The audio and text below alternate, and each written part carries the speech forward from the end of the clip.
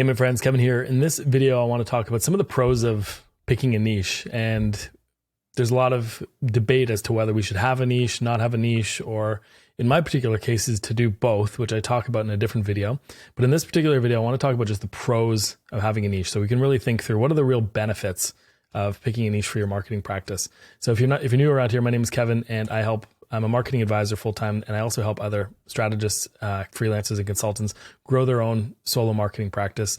You can learn more about that on my personal website at kevin.me. So let's get right into it now. So first pro that we're going to talk about, and this comes from a training that I have in the membership, which you can learn more about on my site. But this one, the first one is that it's easier to market yourself. So if given a choice, people are naturally going to gravitate toward the people who they feel like are going to be the least risky choice to hire.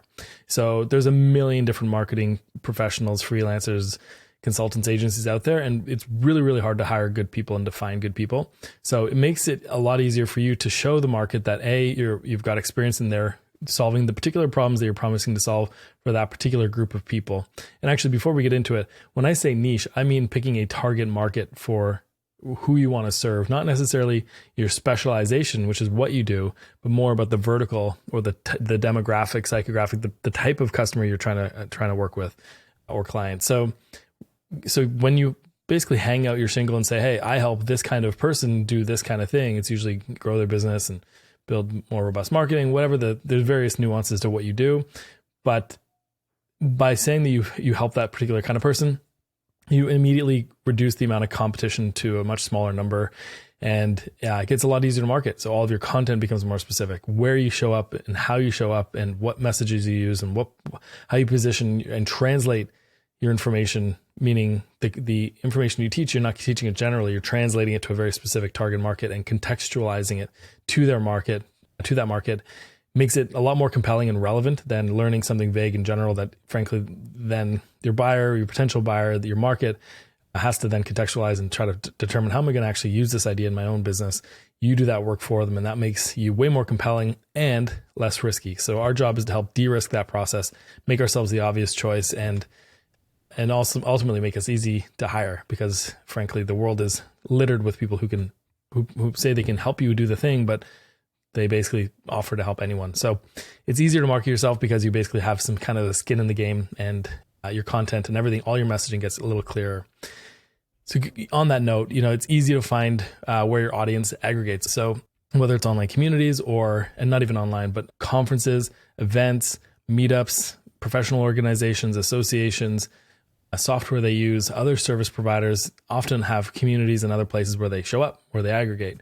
And that kind of taps into something that I call the golden goose strategy, which you can look up on kevin.me. But basically, it's like there's groups of people that hang out. And ideally, the more clear your target market is, the easier it is to find where those people hang out so you can get in front of them.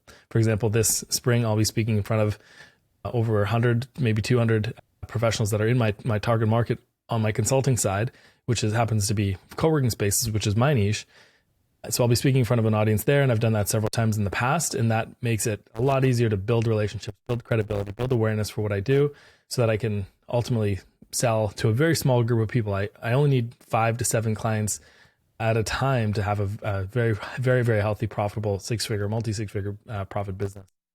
So I can do that. This is a high leverage way to market yourself, but it's a much more advanced. It comes later on. I'll talk about that in other places, but it is easier to find out where they aggregate so you can be in those places.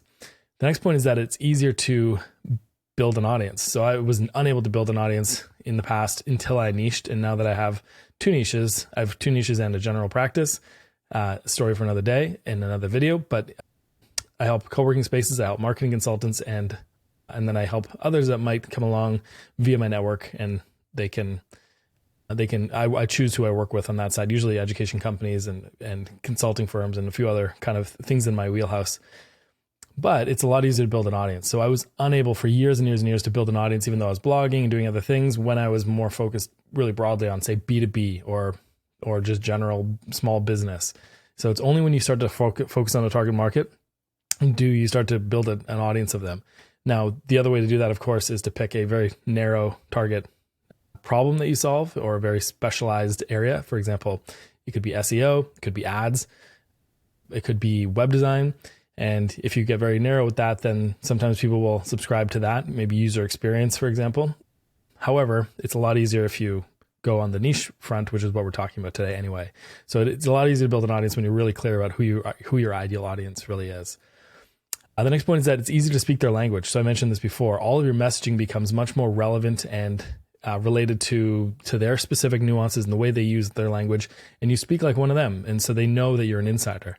When I worked for a major law firm as an in-house marketing manager, what I discovered was we as a company and as the marketing department and presumably other departments, we hired people who had experience in law firm marketing, right? It was a major law firm. They had a good budget to allocate towards their projects.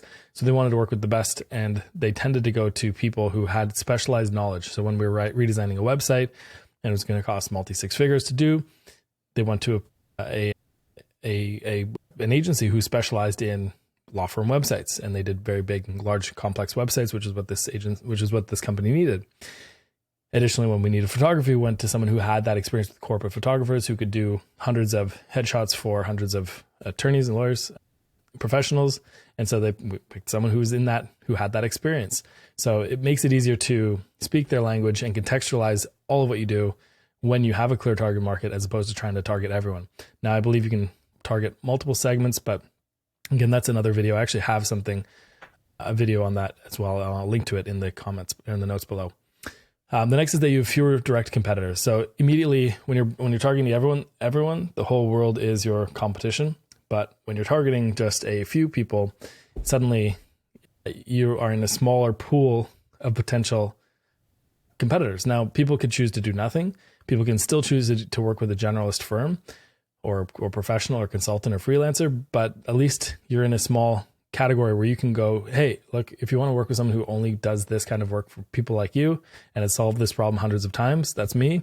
I'm a little more expensive, but I don't have to learn on your dime. You don't have to teach me about your business. You don't have to teach me about the nuances and the language and the sub-specific details, because I've learned it. I know it. I do this all the time. This is my bread and butter. So it creates a much better sales process and which we'll talk about, and fewer direct competitors overall. So you want to reduce the pool. That's really strategies about how do I reduce my competition, give myself the greatest advantage so that I can most likely succeed. And that usually means making some kinds of trade-offs here. So let me just go back to the beginning of my little chart here. So the next point is that it allows you to create more compelling offers. And that's when you know your target market, you understand what is their financial situation, what is their, what are the likelihood of success with doing what you want to accomplish. And you can price things and package things in a way that is high leverage, high profit for you, and is very compelling because it aligns with their financial situation a lot better than you could if you were just sort of making up prices or making up offers or creating generic offers. So we like to buy things that are very relevant and specific to us.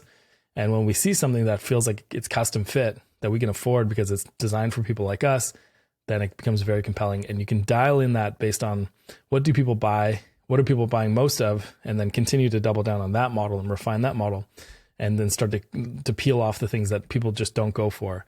And you do that by having various options in your proposal so that people can choose what they want and not choose what they don't want, allowing you to kind of cut, almost like by evolution, the things that don't sell. You always double down on the things that sell the best and are most profitable for you and your clients.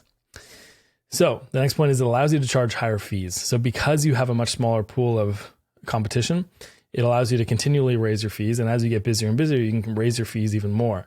And what it does is it allows you to find ultimately what the market can bear. And what I mean by that is basically a lot of times we undercharge for our services, and the value that we create is far greater than what can be just measured on a short-term spreadsheet. Like we don't always get an ROI in the first 3 or 6 months even. Sometimes the ROI we help produce generates over a year and then compounds over multiple years with good strategic direction, maybe great new websites and brand, good marketing programs and analytics and measurement. And so these are the things that allow us to kind of build really high value assets, or maybe it frees up an owner's time so that they can focus on other areas of the business and not have to micromanage their marketing, and the owner's time might be most valuable. So there's a lot of ways to calculate value, but it allows you to figure out what is the value. It allows you to do a price discovery, and allows you to basically say, what is the value of my particular services to the market? And the best way you know how to do that is by becoming, what Daniel Parisi calls, oversubscribed, having more opportunities to work with people than you have capacity to handle. And that may sound like a dream for some of you, but it honestly is not that far away, considering you only need a handful of people at any given time. And that may even be too many for you.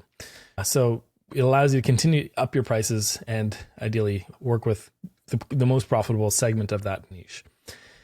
So additionally, it allows you to expand. So let's say you pick a niche and then you're in this vertical and you do really, really well. Well, you can suddenly start to move to slightly adjacent markets or broaden that spectrum.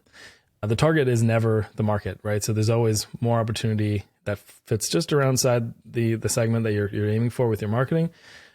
And then eventually, as you notice, hey, look, the market is still asking, these types of people are still asking me to work with them, even though I don't particularly market to them in particular. So that's what the expansion opportunities represents. And as you go along, you might decide to go outward, or you might decide to actually go narrower. So for example, I work with co-working spaces on my consulting side, and I help them build profitable marketing programs.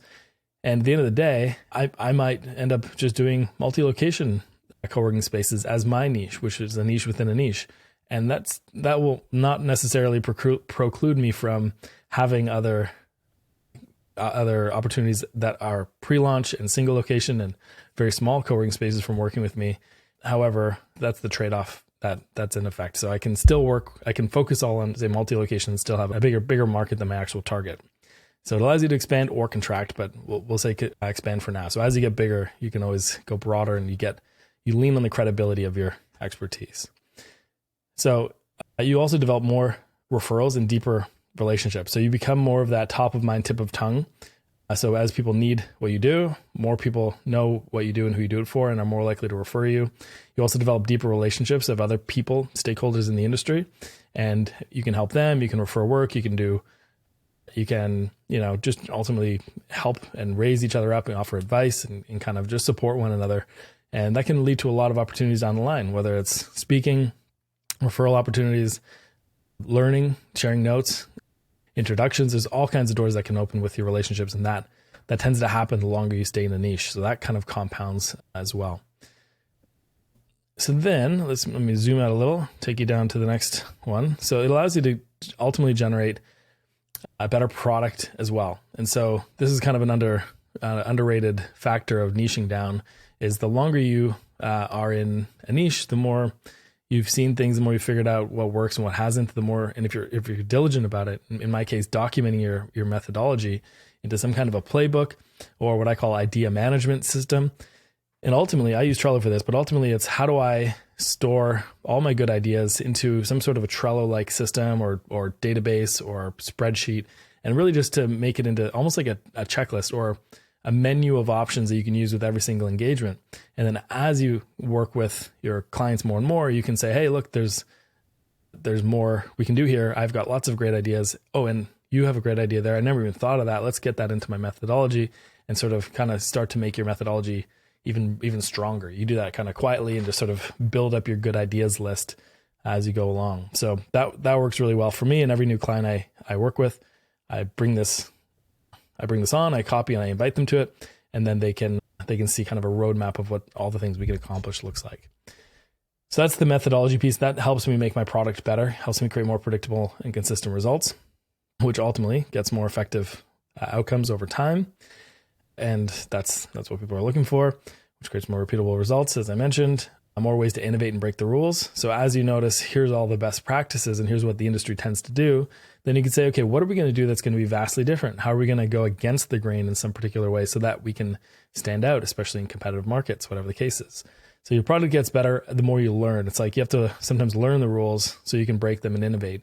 And it really helps to kind of know the landscape. And that's the kind of thing that you only really learn as you specialize and really get into the weeds of the kind of work you do. So continuing on, another benefit is that it provides, you don't have to do as much labor because you've already kind of learned the ins and outs of an industry and the products and things that people are, the ideas that really move the needle for people. Oftentimes you can say, for example, as a strategist, I refer all the execution work and I oversee the implementation. And so I'll refer someone who's an expert in ads and SEO and content and various other things. But ultimately the labor intensity goes down because I've solved all the problems before. I know where to go. I know how to do them. Let's say you're doing copywriting for for, we'll say, co-working spaces, you'll eventually learn, like, you don't have to kind of invent the wheel. You know what what all the services are, you know what the core value propositions and benefits are. You know how to pull out strategy from a client so you can make sure that shows up in their copy. Your processes get better. So ultimately it creates less labor because you're figuring out less as you go, which makes it a lot easier to do your job. So that makes it easier to systemize delivery, which is a form of leverage, is when you have systems and documented methods, you've got a way to deliver your system really effectively. You can create reusable assets, and that's kind of what I mentioned, but also includes things like templates, systems, examples, that kind of thing that you've helped a client create. And now you can basically use the bones of that for the next client, whether it's creating a strategy document or an email newsletter. You have a structure to begin with, that starting point, which makes your next engagement that much more seamless and fluid. And then over time, you make that kind of core structure or the bones of what you're doing a lot more detailed and bring additional examples and stuff to the table. So you also can then create more leveraged offerings like advising, which is what I do. You can create productized services. You can basically sell courses. You can take all those templates and the methods you've devised and sell essentially things that don't rely on you at all to deliver, like courses, templates, digital assets, training materials, books, that kind of thing. So you can create more leverage once you have that tight focus, because it helps you build the audience, it helps you build your systems, your documents, and then it makes everything super compelling because people don't want to buy general stuff. They want to buy highly specific stuff to what they do. You can then later license your IP if you get so advanced. I haven't done this yet, but that's another way you could do it is, hey, here's my methodology. I'm going to license it to you in detail, and then others can use it in perpetuity. And so I believe that's what Alex Hormozy did with his gym launch. I think he created some sort of method and then basically licensed it to gyms to use over several years. And that can create a very profitable, highly leveraged way of delivering your work. So something to think about there. That's more of an advanced topic that I haven't personally cracked, so I can't teach you how to do it, but totally something people do. And yeah, lastly, it's easier to outsource because you have all these templates and you have relationships built with people who have helped you with past clients. They become experts in your vertical as well. And that makes it a lot easier to outsource to people and refer work and that kind of thing. So all these things make your labor intensity a lot easier and a lot lower rather, and therefore more profitable at the end of the day. And the other thing to note is that all this compounds. So the more you do it, the more you have a starting point that's super valuable, and the more you can just sort of refine the systems, refine the methods, your relationships are built in. The more people you meet, the more referrals and stuff you're getting, and the more people you can help, the more opportunities will naturally flow your way, the more your SEO will take into effect. So all these things kind of compound, they become more profitable. And these are some of the pros of having a niche as I see it.